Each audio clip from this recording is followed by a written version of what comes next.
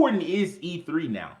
You know, like Sony, fuck that. Nintendo gave up on E3 ages ago. Ages and ages ago. They've been doing Nintendo Direct since I was in college, and I was in college in 2011. Like, I graduated in 2015. They've been doing Nintendo Directs for years. Sony, they gave up. They had that one really embarrassing performance where they like basically just showed you all the games that they had already done before, but they put you in a theater, so it was supposed to be special. And then after that, they were like, all right, people didn't like that. And then they did that weird one in like a tent where they were trying to show off Last of Us or whatever. And then that didn't work out. And then after that, they were like, we done with E3. EA, they disconnected from E3 ages ago. They had the EA Play. It occurs before E3 officially starts, even the pre-E3. It occurred on a Saturday. And they canceled that this year. They looked around at what they were going to have to prepare, and they were like, we ain't really got nothing, so there won't be an EA Play this year. So, like, everybody's been canceling E3, their version of E3 presentation, and everybody's slowly giving up on it as they were going online with it because they realized we can reach the same audience, a better audience. We can reach a wider audience by just going online. Right. And it makes me wonder, is there a point to E3 now? Like, I know Jeff Keighley, I don't think Jeff Keighley, he like immediately after they announced like we can't do E3 anymore, Jeff Keighley was like, y'all can do E3, but I can. And he popped up there with the Summer Games Fest kickoff. Like that same day, within like hours, he was like, I got mine. And like he announced something today, just a few hours ago, like before we went live, a few hours ago, he announced like basically the format for his Summer Games Fest Live. It's gonna, instead of it being trapped inside of all of summer, June, July, August, whatever, it's just gonna be in the month of June. It'll be multiple events, and they'll be co-streamable. I'll probably co-stream a couple of them. We'll talk about them on the show. Yeah. But like ultimately, like that's how it's gonna go down. And so I wonder, like, are we really losing anything? Will, do you think we're losing anything? Honestly, man, it's just like you mentioned, how every company is coming out and doing their own little thing, like Nintendo Directs, the EA Play or EA Access, I think, something like that. And then we also have Capcom doing their thing, Square Enix Presents.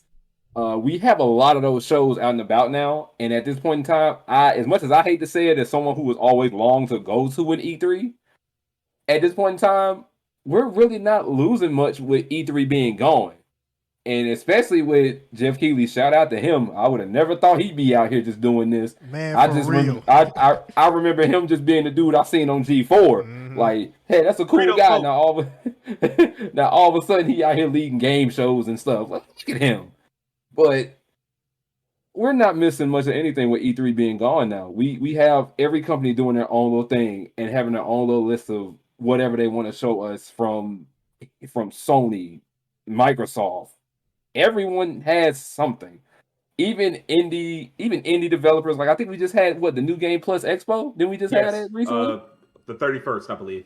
Yeah, we just had that recently. So it's so many shows. I think the only drawback to it is that we have to keep up with so many shows along the way to know exactly what we're looking for or what we're trying to see.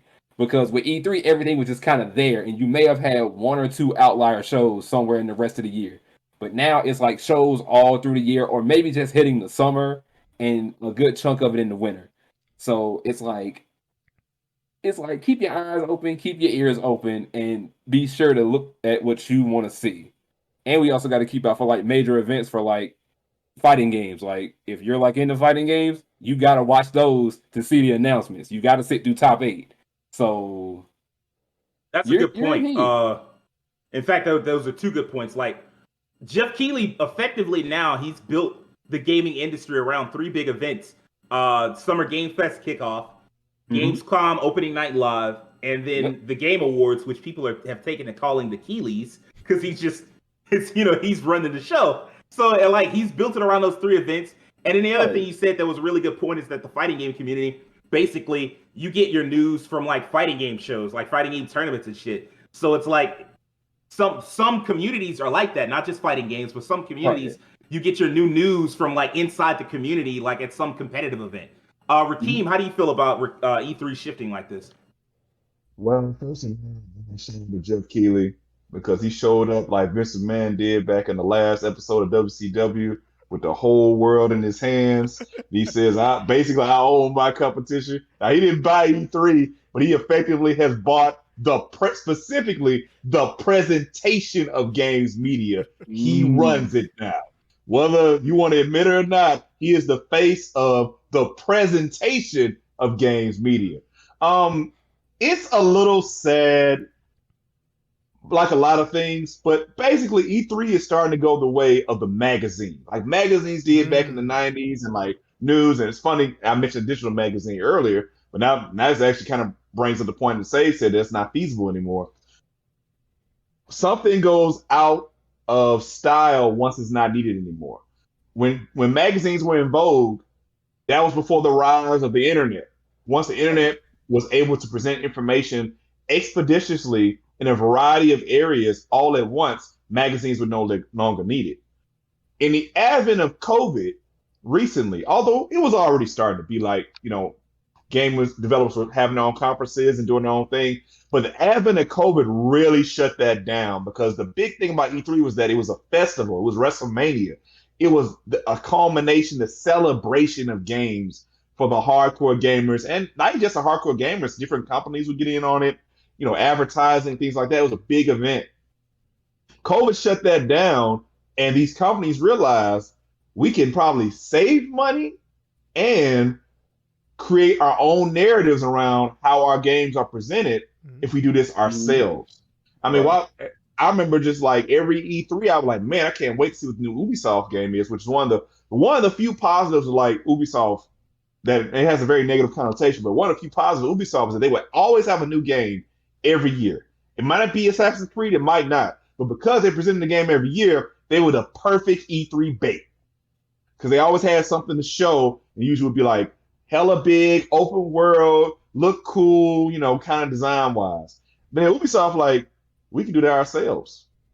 Why would we wait on that? We have like 9, 10, 12 games. Like, these companies can't wait anymore. They have multiple games in the docket.